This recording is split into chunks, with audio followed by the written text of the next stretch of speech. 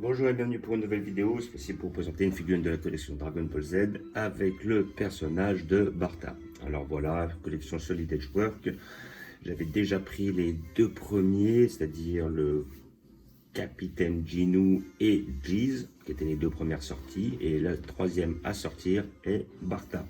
Barta, le grand géant bleu qui est tout le temps avec Jeez, le petit bonhomme rouge avec ses cheveux blancs. Voilà, donc collection Solid Edgework, ils ont décidé de nous sortir le Commando Ginu. Très bonne idée. Voilà, je sais que le Commando Ginu, c'est la troisième fois qu'il la sortent dans trois collections différentes. La toute première était celle de Dramatic Showcase, qui date de quand même, je crois que pas loin d'une dizaine d'années. Après, il y a à peu près 1 ou 2 ans, ils nous ont sorti la même chez Ichiban Kuji. Voilà, donc Ichiban Kuji avec des figurines quand même beaucoup plus grandes. Voilà, avec des figurines qui font en moyenne entre 20 et 30 cm. Et là, nous avons la collection Solid Edgework qui nous sort à son tour le Commando Ginu avec justement une autre pose. Voilà. Donc figurine à 30 € en moyenne. Voilà, celle-là, moi j'ai payé 29,95 €. Donc ça nous fait un Commando Ginu si on prend les 5 à 150 €. Donc c'est déjà pas donné. Bon, tout en sachant que si on voulait le Commando Ginu de la collection Ichiban Kuji avec 80 € en moyenne par figurine, on avait le minimum pour 400 €. Là, pour 150 €, ça reste quand même assez abordable. Et comment dire, avec la 5e pièce qui sera Guldo, nous aurons droit à un socle pour les mettre tous les 5 dessus. Voilà, donc après j'ai hâte. Et en plus, je crois même qu'il y a un petit logo ou un petit... voilà, un petit, ouais, le logo justement des forces spéciales, donc à mettre juste devant. Donc j'ai hâte justement que cette 5e sorte aussi. Voilà, donc collection Solid Edgework, voilà, le packaging normal, comme d'habitude. Voilà, donc avec la petite pause, un peu tendancieuse on me dira, mais bon, voilà, hein, c'était leur côté un petit peu stupide. Le petit logo qui atteste de l'authenticité de cette figurine. Et nous allons l'ouvrir pour voir ce que ça donne. Voilà. Donc c'est des joueurs qui nous ont habitués à des figurines de mieux en mieux. Là, ils commencent à monter de gamme, monter en qualité. Ça, j'apprécie beaucoup dans cette collection-là. Collection très abordable, collection à 30 €. Un petit peu dans la même lignée que les Matchmakers ou les GX Materia.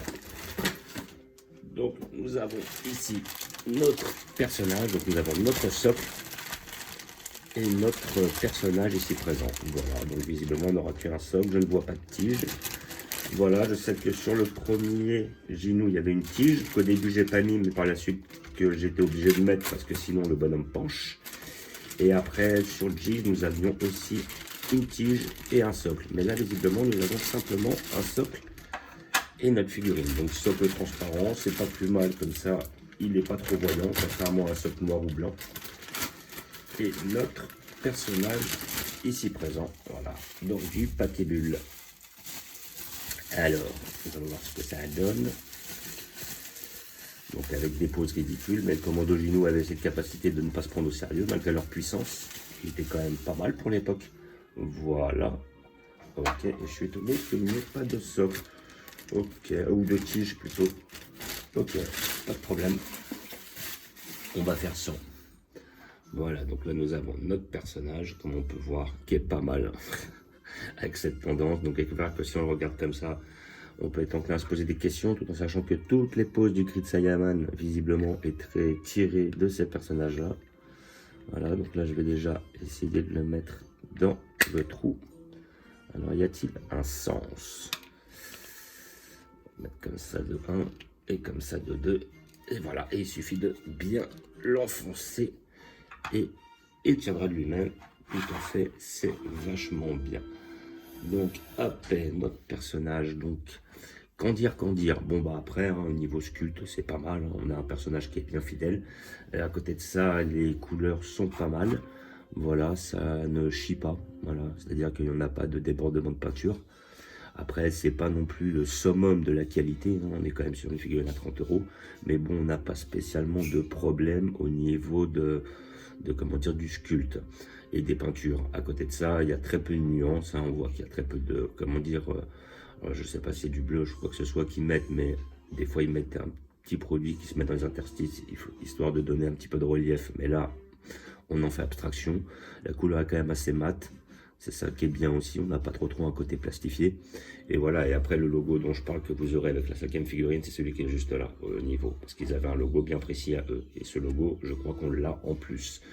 Voilà, donc sinon, les mains sont bien faites, voilà, avec les petits ongles et tout, là, comme on peut voir.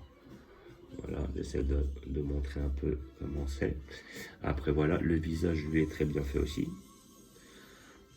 Voilà, l'autre main aussi. Mais bon, après, j'ai pas grand chose à dire sur la figurine. Elle est bien faite. Elle est pas mal. Mais après, bon, ça casse pas des briques, quoi. C'est pas transcendant, quoi. Mais bon, vraiment, l'importance, on va dire, le fait de ces figurines-là, c'est bien d'avoir les 5. Voilà, c'est pour le délire. Voilà, donc les jambes sont bien faites. La pose est ce qu'elle est. Voilà. Mais sinon, après, dans l'ensemble, hein, ça reste une figurine qui est quand même pas mal, assez propre. Voilà.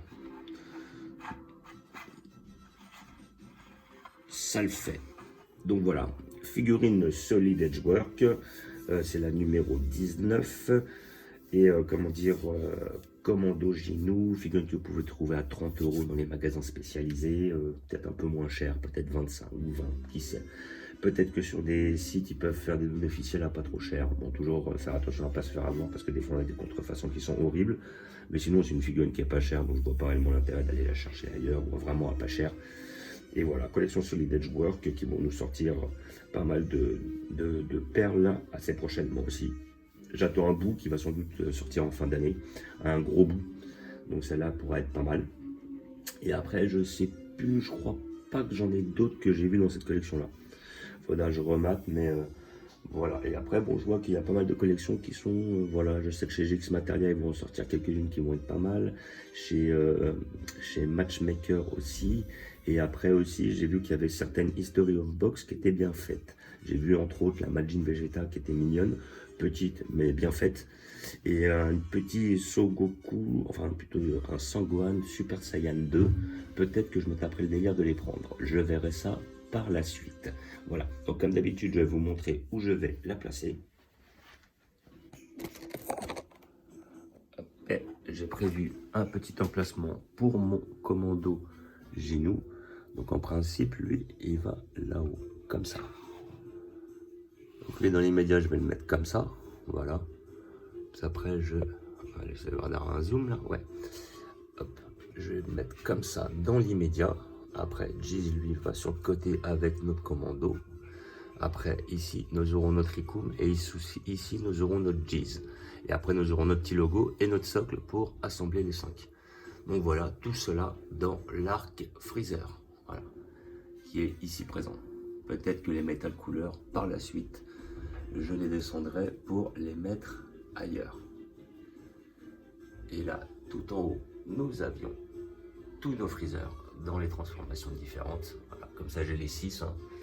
Là, on peut voir Freezer sur sa première, deuxième, troisième, quatrième transformation, le Mecha Freezer et tout, le métal couleur, le couleur. Et après, à côté de ça, nous avons notre arc Dragon Ball. Après, comme d'habitude, notre arc Dragon Ball, mais Broly, des années 93-94, où j'attends justement dans la collection Clear Rise un futur Broly. Notre Broly d'année 2018. Le reste de notre arc Dragon Ball.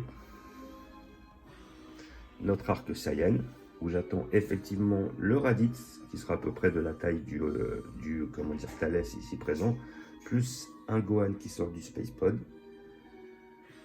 Notre arc Cell.